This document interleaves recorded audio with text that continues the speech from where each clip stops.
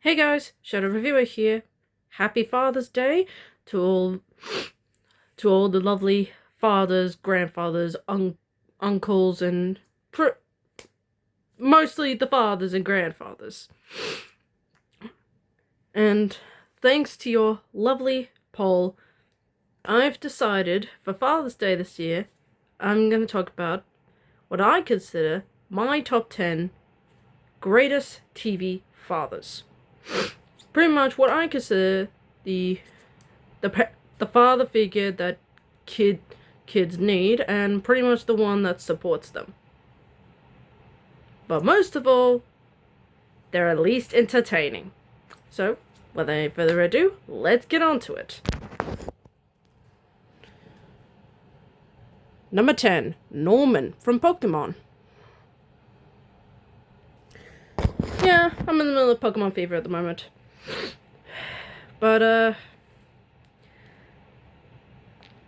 I think Norman from the Pokemon series is actually a pretty decent father.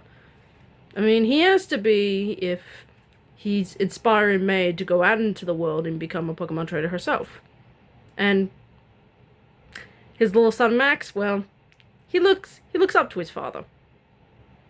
Too bad the kid's an absolute little. Anyway, when we see Norman, he's pretty supportive of his kids. Again, one of them is actually a good kid and the other one's. But it's not to say he's not. He could be disciplinary too. I mean, hell, in the manga series, his son,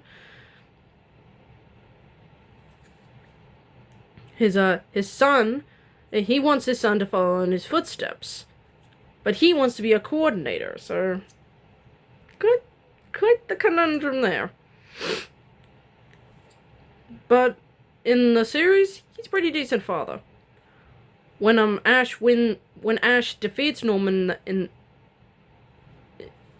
for Jimbo to claim his 5th badge, Max decides to take it from Ash. Although, to be fair, yeah, that is kind of crappy. But fair to say, Norman pretty much disciplines him and tells him that it's okay to lose sometimes. It just to grow a little better. Thankfully, he doesn't let his kids off easy. So overall, I think Norman's a great dad. He gives May the inspiration to become who she wants to be, and yeah, he pretty much just Max how to, grow up. So yeah, he's a good father and a pretty decent gym leader.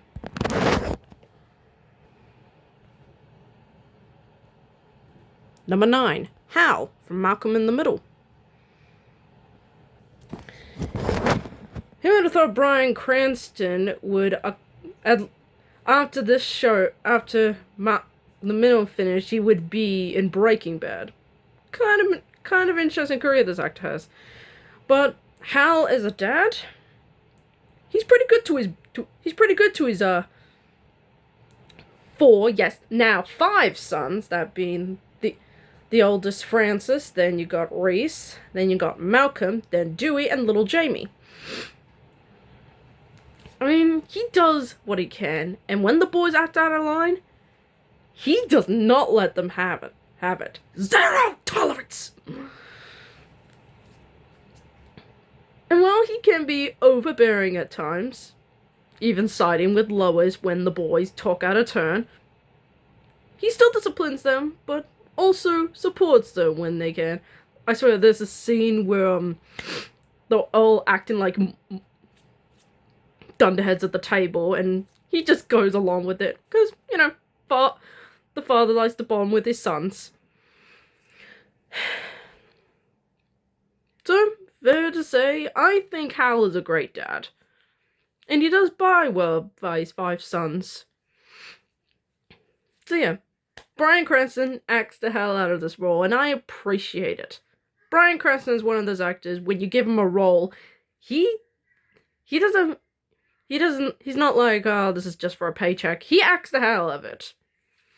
Whether it's Hal, Walter White, or hell, even Poe's dad from Kung Fu Panda 3 and 4, he's great. And fair to say, Hal is a great dad. And a pretty fun character. Zero tolerance! Number 8, Martin Crane, Frasier. While his two sons are pretty much, grown men with interesting jobs, Frasier being a radio show psychiatrist and Niles is just Niles, Munn does do what he can to support both of his sons whenever they can.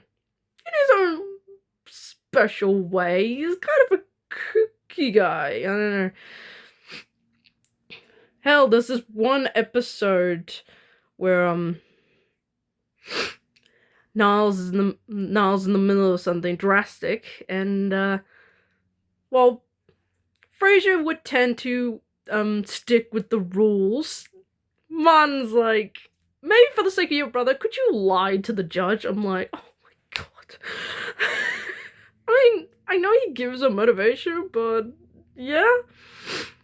Although to be fair, Munn's doing the best he can. I mean, he's doing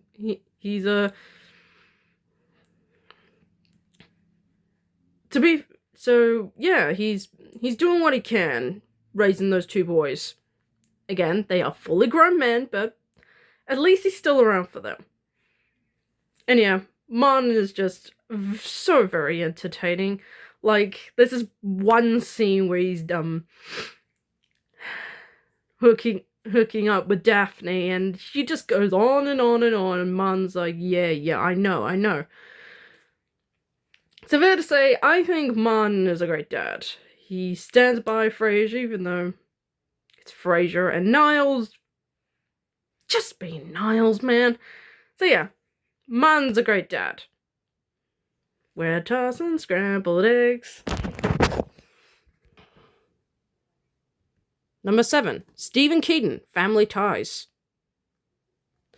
Well, let's just say,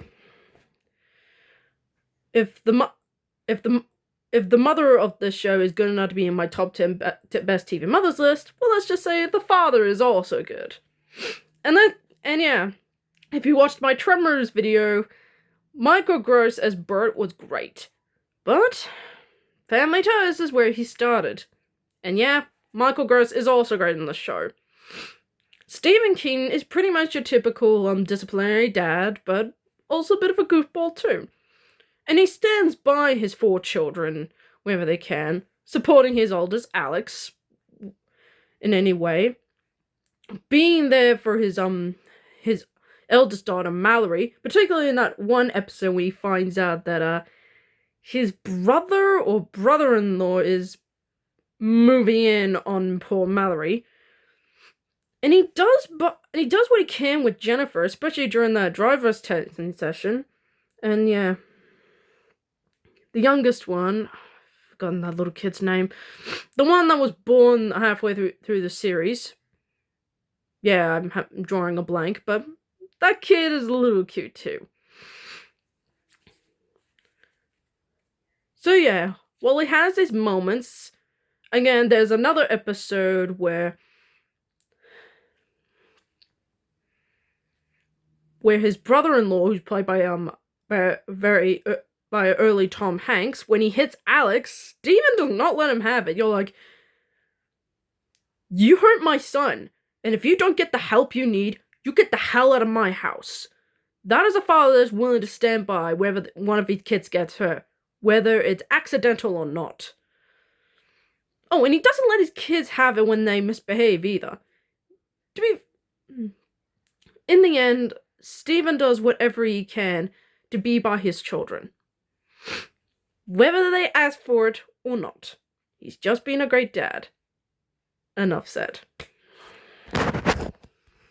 But seriously, Michael Gross, keep doing whatever the hell it is you're doing. Number 6, Danny Tanner, Full House.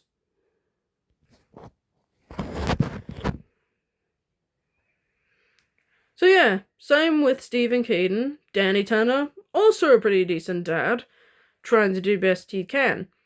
But unlike Stephen, Danny has to do it all on his own because of his wife's passing. and his three beautiful daughters, the eldest DJ, the middle Stephanie, and of course little Michelle. He does the hell of what he can, and while he can be over his head at times, he still loves his kids and is willing to talk with them out of it. But when they misbehave, he does not let them have it either.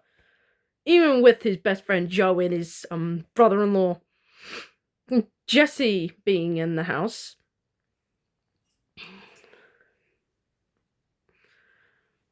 But yeah, the late Bob Saget, rest in peace, does a great job making Danny a full-fledged character that whatever he can for his daughters. And full disclosure, I've not seen the sequel Fuller House, so I don't know if his character's still around or not, but in the original series, he is a great dad. And he does whatever he can when three of his daughters start getting older. And yeah, well, he can be overbearing at times. He still loves them in the end. So yeah, great dad all around.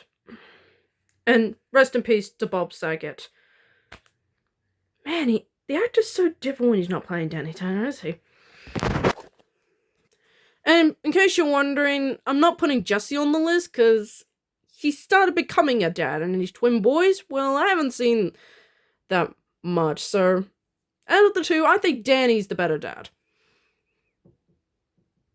Number 5, Ryo Hagane from Beyblade.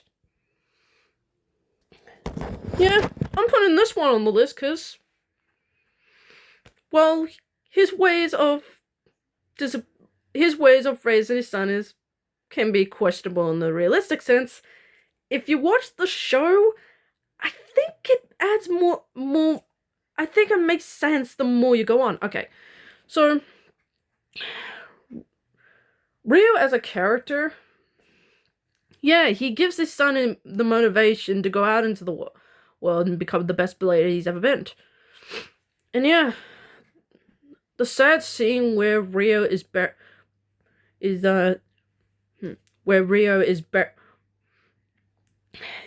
in rubble and Jenga thinks he's dead is really heartbreaking, as you can see from Jenga's perspective. But man, that scene where Jenga reunites with him, this shows that that's a father and son that truly care for each other. And if you watch the next episode where Ryo explains why he faked his death, it's to pretty much stay in hiding from the Dark Nebula organization, but work from the way up. So he put on the Phoenix mask and watched his son from the shadows to see what he was gonna do. And yeah, Ryo, you've raised a very, very well-mannered young man. Jenga is honestly one of those underrated cartoon characters. I mean, he helps out his friends, he stands by no matter what, and he doesn't back down from a fight. So yeah, while Ryo shouldn't have been there for his son, he gave him some reason to fight. And yeah, when Jenga is separated from Pegasus permanently, Ryo is there for his son. He reassures him that Pegasus may be gone, but he's not.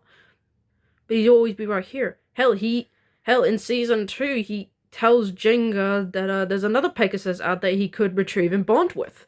And yeah, in season 2, he doesn't battle anymore, but he is there for Jenga more. I mean, he's the manager of the WBBA now. And he tells his son to go out there in the world and kick some blade! No, that's his words, not mine. And yeah, he has these funny moments on the show where he tells Hikaru to not call him director, the one, the only, the immortal Phoenix. But he is still there for his son Jenga, and being a single dad, that's saying a lot. So while his methods may be a bit iffy in the first seasons 2 and 3, he's there for his son 100%. So yeah, well done, Ryo. You raised probably my favorite character from this show. Jenga is awesome, and you've done a damn good job. Number 4, Hakoda, Avatar: The Last Airbender. Now, if you've watched my review of the Avatar series, yeah, Hakoda is possibly the best father character in the series. Ozai, hell no. Toph's father, definitely not.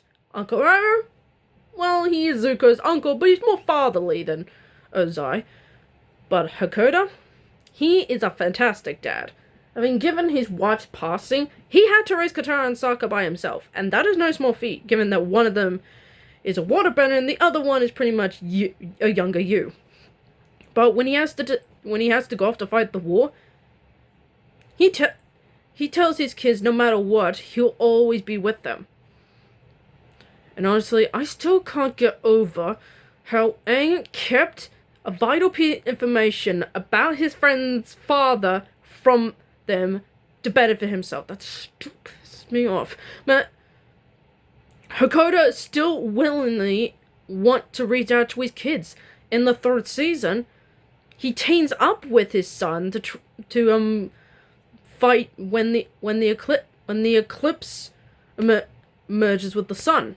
And that is really cool, how he even encourages Sokka to try and be a much better leader. Honestly, the scene where they lost the fight, and Sokka, Katara, Sokka, and Hakoda have to separate again, that's really heartbreaking. But it goes to show that Hakoda is still willing to be there for his kids. I mean, Sokka is pretty much the spitting image of him, and he tells Katara that to fight for them. And honestly, following the Boiling Rock two-parter where they reunite, I love the father and son connection between Hakoda and Sokka. It shows that they really love and support each other. And yeah, I love Hakoda. He's honestly the best father figure that Katara and Sokka deserve. And given that their mother is gone, he's all they have during this hard time. So yeah, Hakoda, you've raised 2 very fine kids. Katara being probably the strongest waterbender ever, and Sokka being the comic relief. So you've done a great job, Hakoda.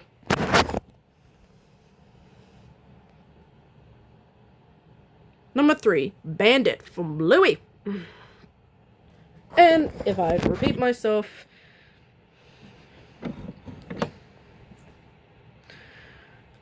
if I could put the mother from Bluey in my top 10 best TV mothers list, well, you can say that the father is the best father figure in Bluey is too.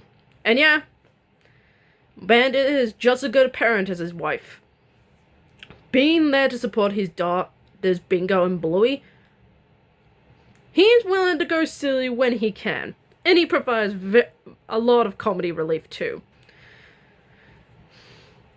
Suffice it to say, he is an absolute sweet angel. And he disciplines them too, but not in that coddling way. When they've done something wrong, he lets them know about it. But he loves them too, and gives them reason why he tells them off or does what he does. And when they're upset about something, he supports them. He comforts them. He does what any parent would do. And just to say, this show teaches a lot. And it respects the intelligence of its audience.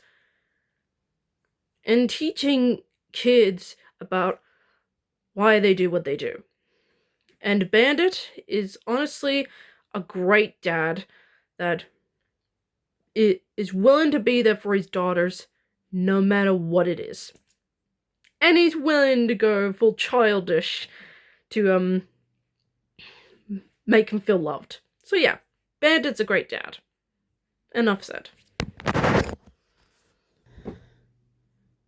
Number 2, George Cooper Sr. from Young Sheldon.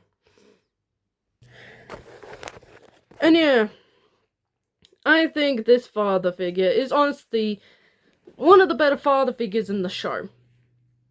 And I hate to say, Mary Cooper's not the greatest mother. But George Cooper Sr., he is a great dad. He's there to support his 3 kids whenever they can. I mean, for his eldest, George Cooper Jr., wow. When Georgie, when Georgie does something wrong, he doesn't hide it. He's like, Georgie, where are you? But during when Georgie becomes, a teenager and he is about to become a father himself, George is a bit hesitant at first, but he's still there for his son wherever he needs the support. Oh, and yeah, he's pretty much 100% there for Missy. Especially during one of those moments where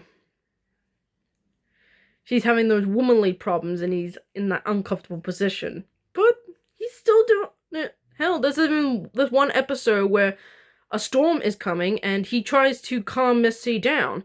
So they decide what they should be doing and they protect each other. And George, that's the best way to support your daughter. Oh, and for Sheldon, good freaking God. Mary coddles him. I absolutely hate that. But when Sheldon does something wrong, George does not let him off the hook. No. He does the one thing that Mary should be doing. Disciplining him and punishing him when he does something bad. I mean, good God, Sheldon is a piece of work. Oh yeah, he doesn't get much better when he's an adult. Jeez. But the scene where Sheldon pretty much has to tell his father how exhausting it is trying to earn money, George gives him the comfort he needed. There are times where you feel bad for Sheldon, but George is there for his son regardless. So yeah, suffice to say, and at the 2, George is the better parent. He supports his kids when they need it, he disciplines them when they misbehave, but he supports them even if they're right or wrong. So overall, I think George Cooper Sr. is a great dad. But there is one father figure that I think is 100 times better, and he's a great all the way. And it might surprise you that he's at number 1. It might be not the one you expected. Or if you've watched my channel, I think you kind of had the idea. And who I consider the number 1 best dad in TV is Don Satori from H2O Just Add Water.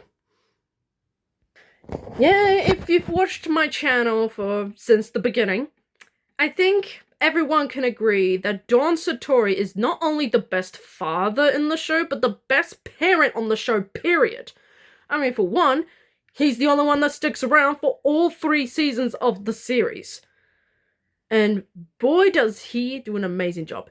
Alan David Lee is excellent in the role of Don. Now, in the first season, he's the typical overprotective dad, but hey, at least he's there for his kids. In seasons 2, and especially 3, is where he gets a lot stronger. Bev pretty much divorced him for reasons unknown. God, you're a terrible mother. He's there willing to support both Cleo and especially Kim when they need it, even though it's pretty much out of his comfort zone. But he does it. Honestly, his scenes with his daughters shows the excellency of why Don is honestly the one that sticks around the most. Honestly, Cleo Massey and Phoebe Toykin have great chemistry with Alan David Lee. I can buy that these guys are father and daughters immediately. And while season 2 is great when it's the best, season 3 is where it is at its strongest. Particularly when he falls in love and marries Sam. Cleo is there to support him no matter what. Kim is a little hesitant, but in the end she eventually gets there. In her own special way. But nevertheless, he's a great dad. And honestly, I could think of 2 episodes where one of them each have great scenes with Dawn. In season 2, where Clea thinks that her dad and mom her parents are getting back together. She finds out they haven't, but Dawn tells her that even if their mother isn't around, he's still willing to be there. That's freaking adorable. And in season 3, where Kim thinks that her father's gonna lose his job because of what she did, she instantly apologizes for it, and that's a sign of Kim that I actually really appreciate. One who isn't a small-minded brat, but is actually apologetic when she needs to be. But Dawn assures her, even if he does lose his job, he'll not only find another one, but her and Cleo are his #1 priorities. That is a sacrifice that I freaking support. Oh, and to add the cherry on top, Sam happened to be there and sees the love and connection they both have. And I agree with you there. Dawn, Cleo, and Kim have probably the best family characters in the show. Dawn is there with them 100%, and while he has his moments of overbearingness, it comes from a good place of support, love, encouragement, and compassion. Wherever they need the support, he's there. When they're in trouble, he helps them. When they have their arguments, again, it's come from a good place of kindness, compassion, love, and support. So yeah, there is no doubt about it. Don Satori is the #1 best father that I've seen in TV. And I don't think there's anything that could change my mind about that. Alan David Lee, you did an excellent job as Don. Fantastic work. And that's the end of the video, folks. I hope you like it. Happy Father's Day to all the fathers and grandfathers in the world. Give me a like, give me a thumbs up, like a comment, and subscribe, and I hope to get more videos out like this. And speaking of videos, boy do I have possibly the longest video in my channel. And I hope to get it out on the appointed date this Wednesday. I am gonna be ranking all 82 episodes of Pokemon Season 1 and ranking all 82 of them from worst to the best.